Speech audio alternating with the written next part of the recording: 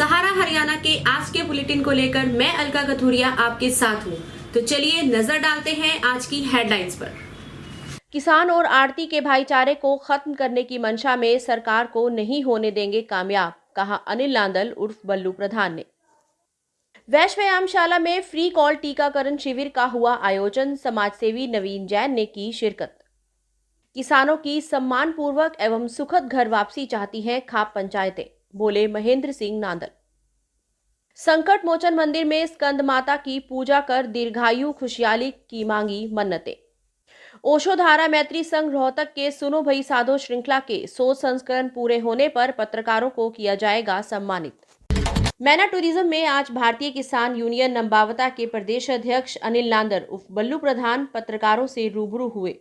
इस मौके पर उन्होंने कहा कि सरकार ऑपरेशन क्लीन के नाम पर किसान आंदोलन को समाप्त करने की नाकाम साजिश रच रही है, उसमें वह कभी कामयाब नहीं होगी। बल्लू प्रधान ने कहा कि कोरोना बीमारी से इनकार नहीं किया जा सकता, लेकिन इसका बहाना बनाकर किसान आंदोलन को खत्म करने की साजिश भाजपा सरकार रच रही है। साथ ही उन्होंने ये भी कहा कि कोरोना की आड़ में किसानों पर किसी भी तरह की कार्रवाई अगर सरकार करती है तो उसके लिए सरकार को बड़ा खामियाजा भुगतना पड़ सकता है। हमारे पास एक बात आई है, कल की चल रही है, अगर सरकार जो है ये धरने अर्ध सैनिक बल बुला कर जबरदस्ती उठवाने की कोशिश कर रही है। अगर सरकार ने ऐसा कोई भी कदम उठाया तो सरकार को इसका खामियाजा बहुत बड़ा भुगतना पड़ेगा। अर्ध सैनिक बल में देखोगे आप, उसमें भी किसान के मजदूर के बेटे हैं। पुलिस प्रशासन में देखोगे उसमें किसान के मजदूर के बेटे हैं। सरकार को इतना बड़ा खामियाजा भुगतना पड़ जाएगा अगर एक भी आदमी को किसान को हाथ लगा दिया तो समझ में बात नहीं आएगी सरकार के। हम खुले शब्दों से चैलेंज करते हैं सरकार को। हम बॉर्डर के ऊपर बैठे हैं, बॉर्डर के ऊपर बैठे रहेंगे, अगर किसी में हिम्मत है तो किसान का आकर वहां हाथ लगा दियो। हमारी लाश बॉर्डर से जा सकती है, हम सीधे बगैर कानून वापस करवाए वापस नहीं आ रहे बॉर्डर पर से जी। इसके लिए फिर सरकार खुद जिम्मेवार होगी। किसान मजदूर भाई व्यापारी भाई जिम्मेवार नहीं होगा, सरकार कोई जबरदस्ती करेगी तो खुद जिम्मेवार होगी। हम अपना शांति प्रिय तरीके से बड़े प्यार से अपना आंदोलन चालू रखेंगे। पूरे हरियाणा में, पूरे देश में जहां जहां हमारे धरने चल रहे हैं सभी चालू रहेंगे। एक भी धरना हमारा बंद नहीं होगा जब तक हमारे को एमएसपी की गारंटी सरकार नहीं दे देगी। इससे पूर्व उन्होंने अपनी टीम के साथ अनाज मंडी का दौरा भी किया और किसानों की समस्याओं के बारे में जाना। बल्लू प्रधान ने कहा कि मंडी में टोकन की समस्या आ रही है, जिसको लेकर वो मंडी सचिव से मिल चुके हैं और उसे दूर करने का आग्रह भी कर चुके हैं। हमने मंडी का दौरा किया था, कल शाम को थोड़ा मौसम खराब हो गया था, सुबह भी मौसम खराब हो गया था, इसलिए हमने सोचा भाई कहते हमारे किसान भाई मजदूर भाई परेशान हो रहे हो, हम अनाज मंडी का दौरा किया है। आपने देखा होगा बड़ी यात्रियाँ तो अपनी तुलाई करने लग रहे मजदूर भाइयों से हमने बात करी है, इन्हें कोई परेशानी नहीं हो रही। किसान भाइयों से बात करी है, उन्हें कोई परेशानी नहीं हो रही। सिर्फ परेशानी हो रही है तो एक ये टोकन नंबर की परेशानी हो रही है। हम सेक्रेटरी साहब से भी मिले थे, पहले भी मिले थे, हमने ये बात पहले दोहराई थी। अब जो ट्रैली मंडी के अंदर आ गई हम उसको वापस नहीं जाने देंगे। एक जो खाते में पैसे भेज रहे किसान के में, कोई केसीसी का अपना भाई लोन ले रहा है, वो पैसे उसके काट लेते हैं, किसान की जेब में पैसा नहीं आ रहा। हम यही बात चाह रहे हैं कि किसान की जेब में पैसा आना चाहिए, आड़ती के थ्रू आना चाहिए, क्योंकि आड़ती तो एक किसान के लिए एटीएम होता है। कोई भी परेशानी होती है, किसान ने मजबूरी पड़ जाती है, ब्याह शादी है, बात उत्सुक अपना तेल पानी का खर्चा है, वो आड़ती दौर ले लिया करता। पर लेकिन सरकार आड़ती को और किसान के भाईचारे को खत्म करना चाह रही है, हम इसको हरगिज मंजूर नहीं होने देंगे। श्री बालाजी युवा सेवा समिति एवं हम और आप सोशल वेलफेयर सोसाइटी की ओर से वैश्य व्यायामशाला में फ्री कॉल टीकाकरण शिविर का आयोजन किया गया, जिसमें मुख्य अतिथि के रूप में जैन सभा के पूर्व प्रधान नवीन जैन ने शिरकत की। इस मौके पर उन्होंने लोगों से आह्वान किया कि कोरोना से बचने के लिए टीकाकरण अभियान में अवश्य भाग लें।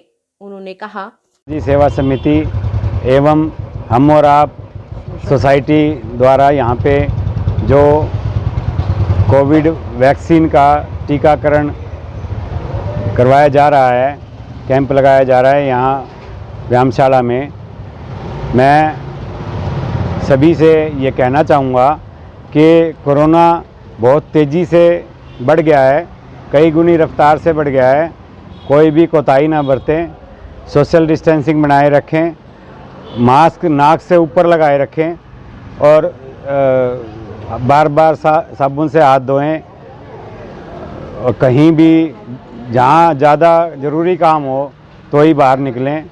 ये मेरी सभी से विनती है।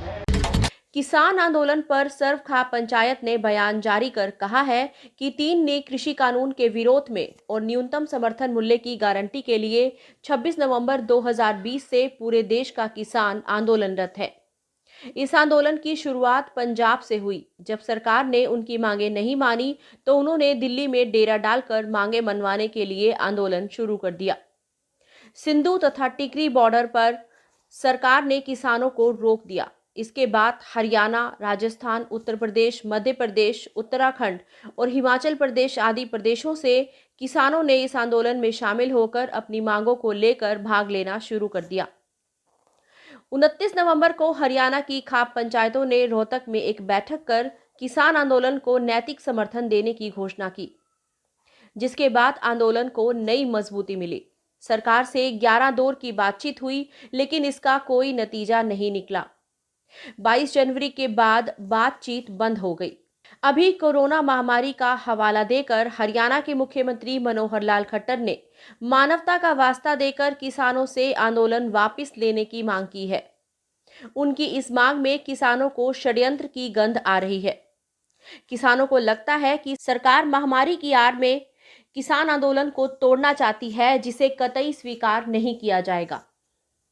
माता दरवाजा स्थित संकट मोचन मंदिर में ब्रह्मलीन गुरु मां गायत्री जी के सानिध्य में चैत्र नवरात्र महोत्सव में शनिवार को दुर्गा मां के 5वें स्वरूप मां स्कंद माता की पूजा अर्चना के लिए सुबह मंदिर में भक्तों ने मां जगदम्बे के दरबार में माथा टेका और सुख समृद्धि, शांति, दीर्घायु, खुशहाली और कष्टों को दूर करने के लिए मन्नतें मांगी। भक्तों ने अखंड ज्योत के दर्शन किए। साध्वी मानेश्वरी देवी ने बताया कि स्कंद माता हिमालय की पुत्री हैं और इस वजह से इन्हें ही पार्वती कहा जाता है। महादेव की पत्नी होने के कारण इन्हें माहेश्वरी भी कहा जाता है। बताया जाता है कि जिन लोगों को संतान की प्राप्ति में बाधा आती है तो उन्हें इस मां के स्वरूप की पूजा करनी चाहिए। आदिशक्ति का ये स्वरूप संतान प्राप्ति की कामना पूर्ण करने वाला माना गया है। ओशो धारा मैत्री संघ रोहतक के सुनो भाई साधो श्रृंखला के 100 संस्करण पूरे होने पर रोहतक के सभी पत्रकारों को सम्मानित किया जाएगा। ये जानकारी रोहतक जोनल के कोऑर्डिनेटर संदीप नैन ने सहारा हरियाणा को दी।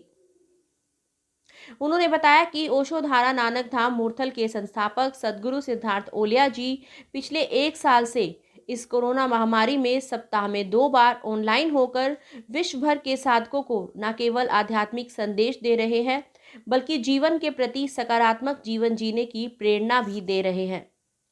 सदगुरु के संदेश को जन जन तक पहुंचाने के लिए समस्त रोहतक पत्रकार बंधुओं का इसमें विशेष सहयोग रहा है।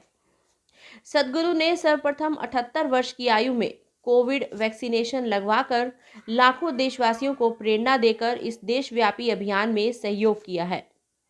समस्त रोहतकवासी इसके लिए सदगुरु सिद्धार्थ ओलिया जी के प्रति अहोभाव प्रकट करते हैं।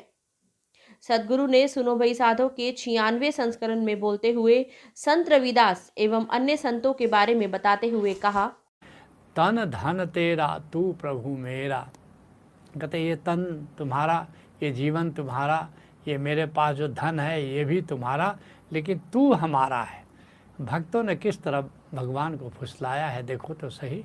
कहते कि ये तन तुम्हारा और ये धन तुम्हारा, ये जीवन तुम्हारा, लेकिन तू हमारा है। तो जो हमने दिया था वह भी अब मेरा हो गया, क्योंकि जब मेरा स्वामी ही हमारा हो गया तो सब कुछ हमारा हो गया।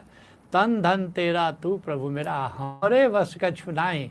और क्या हमारे वश में तो कुछ है ही नहीं, सब तुम्हारे वश में है।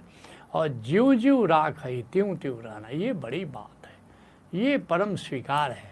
जाहि विधि राखे राम ताहि विधि रहिए, सीताराम सीताराम सीताराम कहिए। ज्यों ज्यों राख है त्यों त्यों रहना, और तेरा दिया खाई। जो भी हम भोजन करते हैं, जो भी हम पाते हैं, वो सब तो परमात्मा का ही दिया हुआ है। कहते हैं गुरु रामदास, सब तेरी तू सबनी धियाइया। और ये सब कुछ तेरा है, ये सृष्टि तुम्हारी, ये संसार तुम्हारा है, हमारा जीवन तुम्हारा है, सब कुछ तुम्हारा है। और तू सबने धियाया, और तू सबका ख्याल रखता है। जैसे हम परिवार में बच्चे हैं तो सब कुछ माता पिता का है, लेकिन माता पिता बच्चों का संभाल करते हैं। ठीक ऐसे ही हम तुम्हारे बच्चे हैं, सब कुछ तुम्हारा है और तुम हमारा ख्याल करते। तो हमें चाहिए क्या? कहते हैं जिसनो कृपा करही तिन नाम रतन पाई।